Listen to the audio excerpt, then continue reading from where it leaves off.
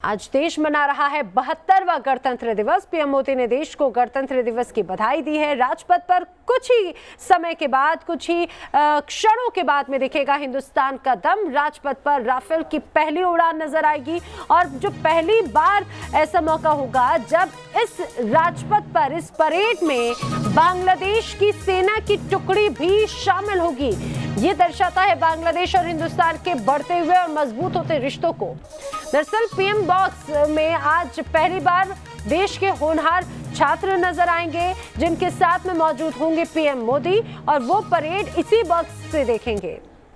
वहीं इसके पहले वॉर मेमोरियल पर शहीदों को श्रद्धांजलि भी पीएम मोदी देंगे। अब से कुछ ही समय के बाद में तस्वीरें सामने आनी भी शुरू हो जाएंगी, जब प्रधानमंत्री नरेंद्र मोदी सबसे पहले अपने निवास से निकलेंगे और सबसे पहले उन शहीदों को नमन किया जाएगा जो जिन्होंने देश के प्रति शहादत दी है। और पीएम मोदी शहीद मेमोरियल जाएंगे और वहां पर जाकर शहीदों को नमन करेंगे, श्रद्धांजलि अर्पित करेंगे। उसके बाद में फिर गणतंत्र दिवस के जो परेड है उसे देखा जाएगा। हिंदुस्तान का दम आज पूरी दुनिया देखेगी और कई तस्वीरें आज इस अनोखी परेड में भी नजर आएगी।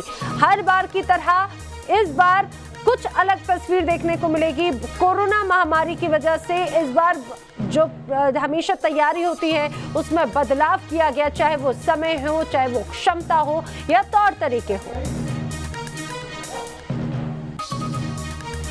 और इसके पहले आज प्रधानमंत्री नरेंद्र मोदी ने ट्वीट किया है और देशवासियों को गणतंत्र दिवस की शुभकामनाएं दी। उन्होंने ट्वीट किया, देशवासियों को गणतंत्र दिवस की ढेरों शुभकामनाएं। जय Hind.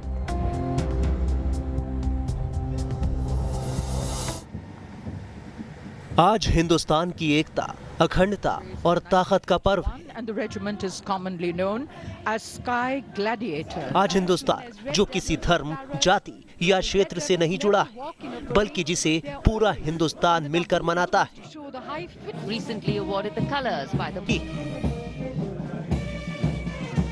Gramya Kalai of the Tamil people, folk dances and the Ayyanar statue.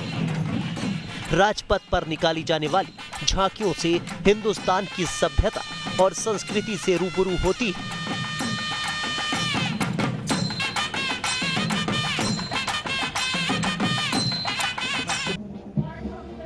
गणतंत्र दिवस परेड में इस बार पहली बार राफेल लड़ाकू विमान हिस्सा लेंगे।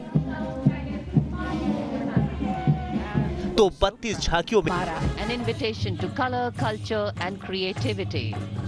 इस साल गणतंत्र दिवस परेड के रूट को भी छोटा किया गया है। यहाँ तक कि इस साल कोरोना वायरस की वजह से 15 साल से कम उम्र के बच्चे परेड का हिस्सा नहीं होंगे, तो साथ ही दिव्यांग बच्चों को भी इसमें शामिल नहीं किया जाएगा। इस साल गणतंत्र दिवस के मौके पर कोई भी विदेशी गणमान्य व्यक्ति मुख्य अतिथि के तौर पर शामिल नहीं होगा। पर भारत की समृद्ध सांस्कृतिक विरासत का प्रदर्शन, विदेशी मेहमान भी आज के इस गणतंत्र दिवस समारोह का साक्षी बनने के लिए यहाँ मौजूद।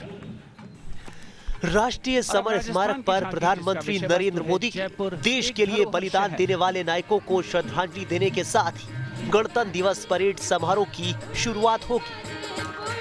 Team news nation. और सीधे रुक करेंगे मेरे सहयोगी रविकांत इस समय मेरे साथ में जुड़ रहे हैं। रविकांत, कोरोना महामारी की वजह से हमने पिछले काफी वक्त में बहुत से बदलाव देखे और इस बदलाव की झलक आज गणतंत्र दिवस की जो झलकियां हमेशा नजर आती थी परेड में, वो भी देखने को मिलेगी। इस बार क्या कुछ बदलाव, क्या कुछ अलग देखने को मिलने वाला है?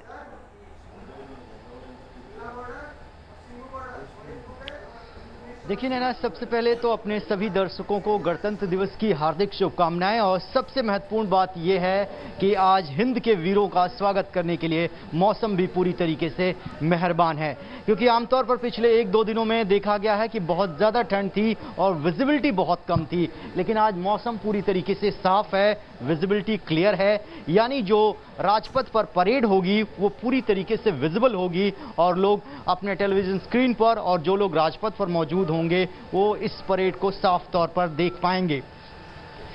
क्योंकि पहली बार 55 साल में ऐसा हो रहा है कि पैंडेमिक के दौरान ये पूरा का पूरा उत्सव मनाया जा रहा है, इसलिए नैना कोविड गाइडलाइंस का पूरा ख्याल रखा जाएगा। यहाँ पर जो 1.5 लाख लोग पहुंचते थे राजपथ पर देखने के लिए हिंद की ताकत को, उसको घटाकर लगभग 25,000 कर दिया गया है और इसके अलावा जो छोटे बच्चे हैं उनको अलाउ नहीं किया गया है।